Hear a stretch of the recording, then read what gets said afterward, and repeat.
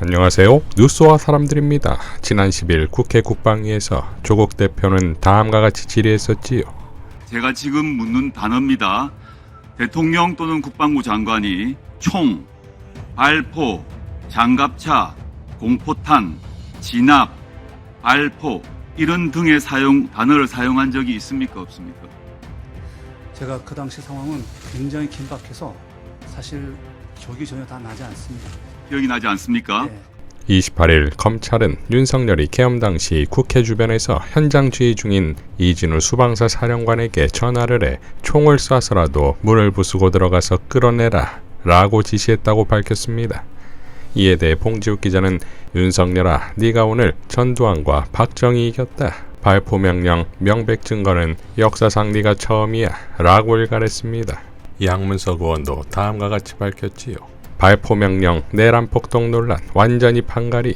윤석열의 발포 명령으로 비상계엄과 내란 폭동을 구분지으려 했던 내란 선동, 권성동 등 국힘당, 조선일보 등 내란 폭동 부역 언론, 정신 빠진 법기술자인 구구 변호사들, 이들이 그나마 우기던 논거는 완벽히 삭제됐다. 미치광이 윤석열의 발포 명령이 확인된 오늘로 완전히 판을 바뀐 것.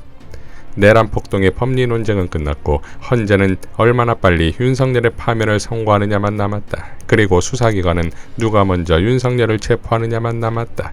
라고 밝혔습니다. 하승수 변호사도 다음과 같이 밝혔지요. 최상목 대행은 내란 수계 와철은 의지를 보여야 현직 대통령이 내란을 일으켜서 직무가 정지되었다면 그 직무를 대행하는 사람이 내란 수계 와철을 하겠다는 의지를 분명하게 해야 국정이 안정되는 것입니다. 그 절연이 바로 헌법재판관 3명을 임명하는 조치입니다. 그래야 본인이 진짜 내란에 반대한 것인지도 확인되는 것입니다. 그렇지 않으면 국민이든 외국 정부 기업이든 누가 대한민국 정부를 믿을 수 있겠습니까? 여전히 내란 수괴가 복귀를 꿈꾸고 있는 국가를 어떻게 믿는다는 말입니까? 최상목 대행이 국가나 경제를 조금이라도 걱정한다면 헌법재판관 임명권부터 처리해야 합니다. 라고 밝혔습니다. 자, 이런 상황에서 윤석열은 김용현의 공소 내용을 확인했고 일방적인 진술로 만들어진 수사 결과라며 검찰의 수사 내용을 모두 부정한다. 즉 한마디로 검찰을 어떻게 믿냐 이거지요. 이에 대해 조능희 전 MBC 플러스 사장은 다음과 같이 밝혔습니다. 칼로 흥한 자 칼로 망하는 법. 윤석열 측이 검찰 발표에 대해 일방적 주장이고 객관적이지 않고 검증 없이 공개했다래요. 그래, 너네 말이 맞을 겁니다. 그런데 그런 식으로 너네 검사들이 얼마나 많은 무고한 사람들을 괴롭혔는데 그걸로 너네들이 출세하고 권력을 유지했잖아. 그럼 너도 당해봐야지.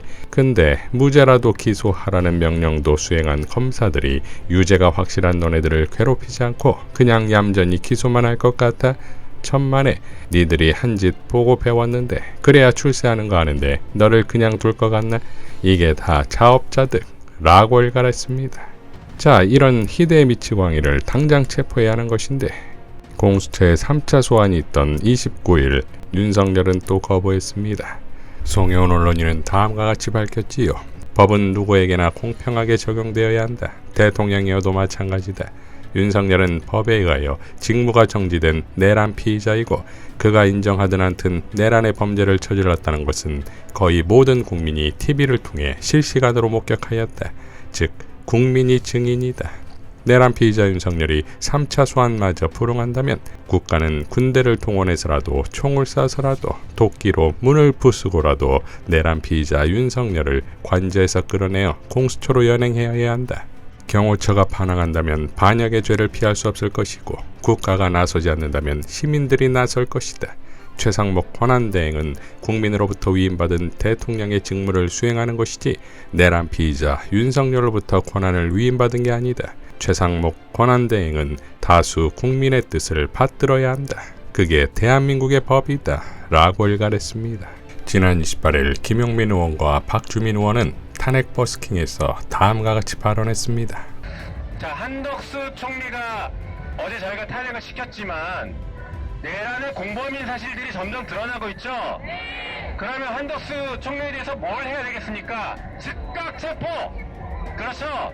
즉각 체포해야 됩니다. 한덕수 총리 즉각 체포하고 내란에 더 이상 동조하지 마라 라는 분명한 경고 메시지를 줘야 돼요. 최상목 부총리가 만약에 임명도 안 하고 특검법 거부한다. 네, 탄핵되겠지만 잘 보십시오. 우리가 내란이 진압되지 않았다고 다 인정했죠? 그러면 내란을 빨리 진압해야 되는 의무가 있는 사람들이 내란을 진압하지 않고 내란범들이 도망가거나 증거인멸하게 도와주면 내란의 공범이 되지 않겠습니까? 네, 그래서 최상목 부총리가 지금까지는 아직 내란의 공범인지 긴가민가하지만 임명을 하지 않거나 특검법을 거부하는 순간 뭐가 되겠습니까? 내란의 공범이 될 수 있습니다.